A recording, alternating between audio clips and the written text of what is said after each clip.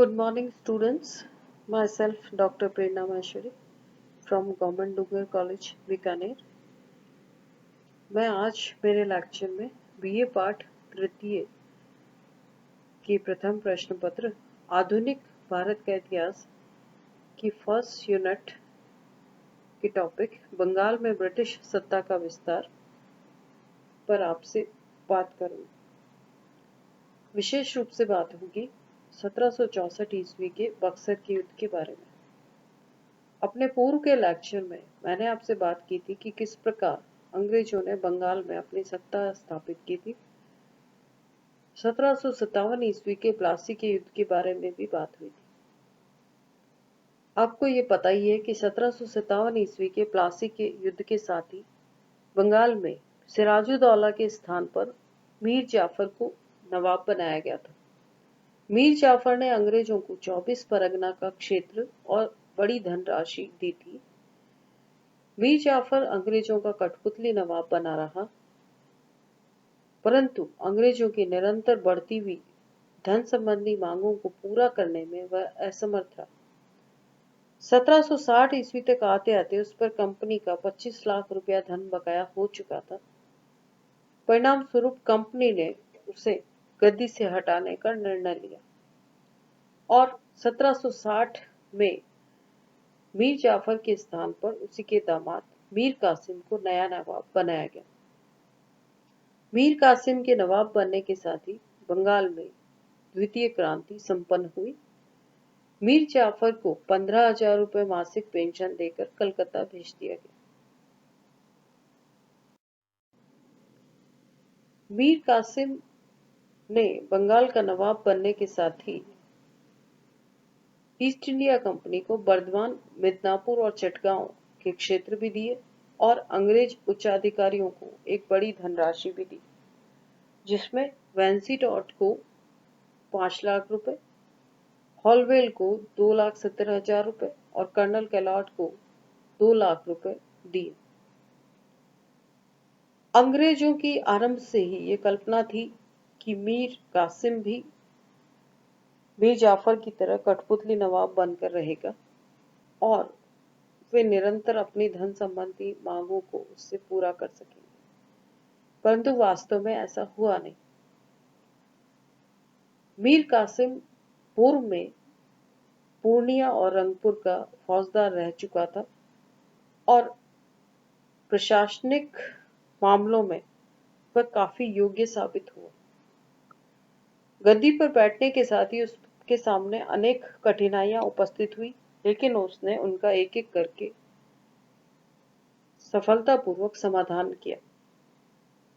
उसका राजकोष रिक्त था, जमींदार निरंतर उदंड होते जा रहे थे, सेना में असंतोष व्याप्त था और इधर अंग्रेज उस पर नियंत्रण स्थापित करने की कोशिश कर रहे थे।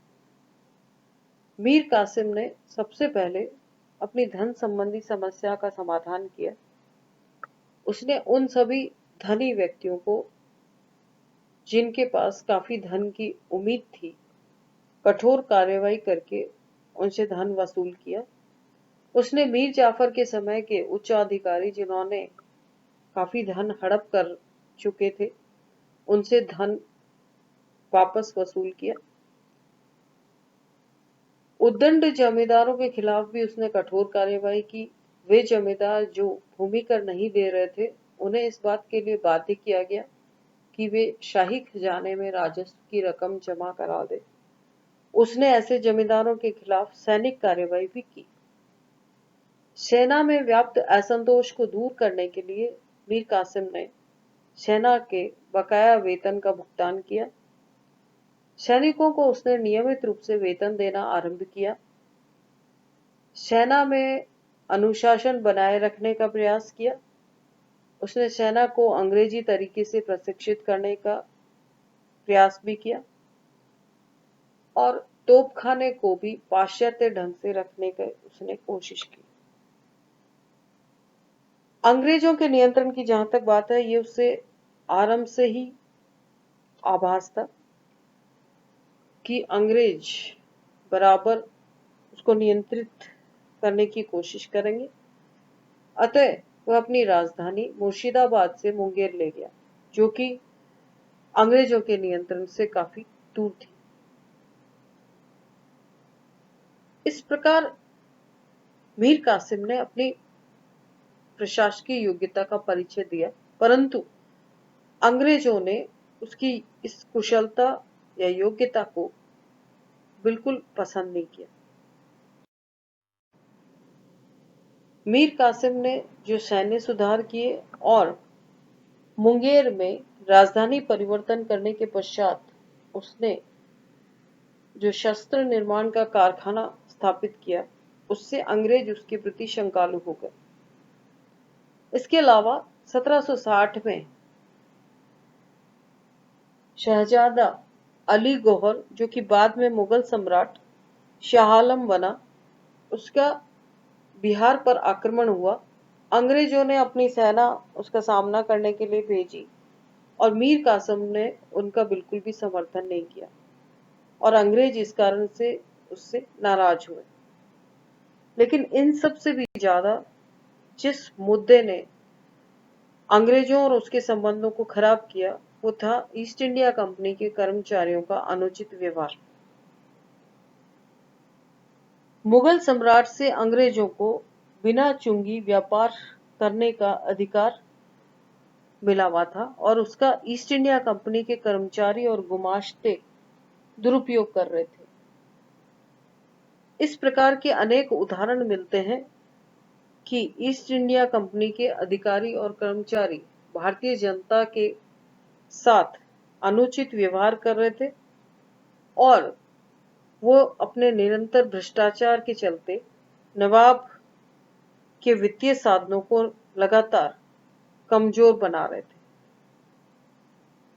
उन्हें दस्तक या फ्री पास का जो अधिकार मिला हुआ था, उसका भी वे दुरुपयोग कर रहे थे और मीर कासिम के समय में उन्होंने अपनी दस्तक को भारतीय व्यापारियों को बेचकर नवाब को आर्थिक नुकसान पहुंचाना आरंभ कर दिया। मीर कासिम ने इस संदर्भ में कंपनी से कई बार पत्र लिखकर बात करने की कोशिश की, लेकिन उसका कोई संतोषप्रद समाधान नहीं हुआ। आखिरकार नवाब ने भारतीय व्यापारियों को भी निशुल्क व्यापार करने की छूट दे दी, लेकिन अंग्रेज इस बात से नाराज हुए क्योंकि वे बिल्कुल नहीं चाहते थे कि मीर कासिम अपनी प्रजा पर न्यायपूर्ण तरीके से राज करे। इसी समय एक और घटना हुई जिसे पटना के हत्याकांड के नाम से जाना जाता है। पटना स्थित अंग्रेज फैक्ट्री का प्रेसिडेंट एलिस था और उसने कलकत्ता में एक शिकायती पत्र भेजा जिसमें नवाब के अधिकारियों की शिकायत की गई थी। इससे नवाब और कंपनी के साथ संबंध और बिगड़े। पटना पर 1763 में एलिस ने अपना अधिकार जमाने की कोशिश की और जब एलिस ने पटना को लूटने का प्रयास किया तो उसके प्रतिरोध में मीर कासिम ने अपनी सेना भेजी और पटना पर अधिकार कर लिया। नवाब ने कंपनी से लूट का हर्जाना भी मांगा। कंपनी इससे नाराज हो गई और कंपनी ने एक सेना भेजी। आखिर में मीर कासिम की सेना परास्त हो गई। नवाब ने पटना पहुंचकर 148 अंग्रेज कैदियों का कत्ल करवा दिया और कहा जाता है कि जिस प्रकार प्लासी के युद्ध के लिए काल कोठरी की घटना तात्कालिक कारण सिद्ध हुई, उसी प्रकार इस समय पटना के हत्याकांड के कारण मीर कासिम को भी अपदस्थ कर दिया गया और नए नवाब के रूप में मीर जाफर की नियुक्ति की गई। अपदस्थ होने के पश्चात मीर कासिम अवध चला गया और उसने अवध के नवाब शुजाउद्दौला और मुगल सम्राट शाह आलम से कंपनी के विरुद्ध एक समझौता कर लिया। इस प्रकार बक्सर के युद्ध की पृष्ठभूमि तैयार हो गई। बक्सर का युद्ध 23 अक्टूबर 1764 को हुआ। युद्ध की जो डिटेल्स मिलती है उसके अनुसार एक तरफ अंग्रेजी सेना का नेतृत्व मेजर मनरो ने किया और दूसरी तरफ मुगल सम्राट शाह आलम द्वितीय, शुजाउद्दौला, मीर कासिम, बनारस शासक बलवंत सिंह, बिहार का भूतपूर्व दीवान सिताब राय, नवाब वजीर का मंत्री बेनी बहादुर थे। जहां तक अंग्रेजी सेना की बात है, जो आंकड़े मिलते हैं उसके अनुसार अंग्रेजों की सेना में लगभग 8,000 सैनिक थे और दूसरी तरफ मीर कासिम और उसकी सहयोगी की सेना में 50,000 के बीच सैनिक थे। बक्सर के युद्ध का परिणाम अंग्रेजों के पक्ष में रहा। अंग्रेज विजयी रहे और मीर जाफर पुनः नवाब बना। इस युद्ध के परिणाम स्वरूप इलाहाबाद की संधि 1765 ईस्वी में हुई और सबसे महत्वपूर्ण बात कि बक्सर ने प्लासी के निर्णयों पर पक्की मोहर लगा दी। अब भारत में अंग्रेजों को चुनौती देने वाला कोई दूसरा नहीं रह गया था। नया नवाब उनका कठपुतली था और अवध का नवाब उनका आभारी और मुगल सम्राट उनका पेंशनर था। अब अंग्रेज अखिल भारतीय शक्ति बनने की ओर अग्रसर हो चुके थे। बक्सर के युद्ध के बारे में इतिहासकारों के जो विचार हमें मिलते हैं उसके अनुसार प्लासी के युद्ध की अपेक्षा बक्सर का युद्ध अपने परिणामों में अधिक निर्णयात्मक था। माइकल एडवर्ड ने भी कहा है कि बक्सर के युद्ध ने ही भारत में ब्रिटिश साम्राज्य की वास्तविक नींव रखी थी।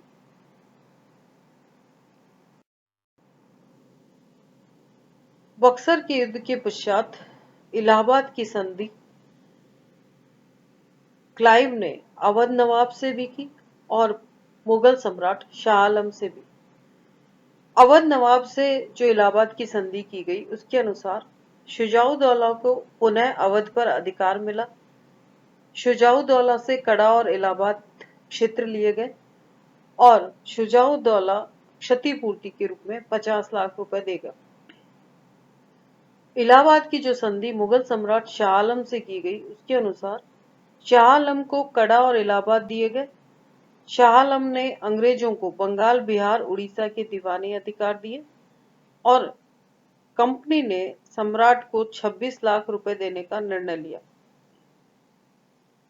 इस प्रकार क्लाइव ने इलाहाबाद की संधि के द्वारा जो व्यवस्था लागू की उसे अगर तत्कालीन परिस्थितियों को देखते हुए परखा जाए तो स्पष्ट होता है कि क्लाइव ने एक ठीक निर्णय लिया कि यदि वह अवध को अपने अधिकार में ले लेता तो मराठे और अहमद शाह अब्दाली जैसी शक्तियों से उसे टकराना पड़ता। उसके इस निर्णय से नवाब अवध का मित्र बन गया और अवध एक मध्यवर्ती या बफर स्टेट बन गया जो हमेशा के लिए अंग्रेजों से बंध गया। इसी प्रकार क्लाइव ने दिल्ली पर अधिकार नहीं करने का जो निर्णय लिया, सम्राट को पेंशनर बना लिया, इससे शाह आलम हमेशा के लिए उसकी रबड़ की मोहर बन गया। सम्राट के फरमान से कंपनी के राजनीतिक लाभों को कानूनी रूप मिल गया। लेकिन काफी बाद में चलकर क्लाइव द्वारा लिए गए इन निर्णयों को बहुत ठीक नहीं माना गया क्योंकि इसके अनेक दुष्परिणाम भारतीय राजनीति और अर्थव्यवस्था को भुगतने पड़े थे।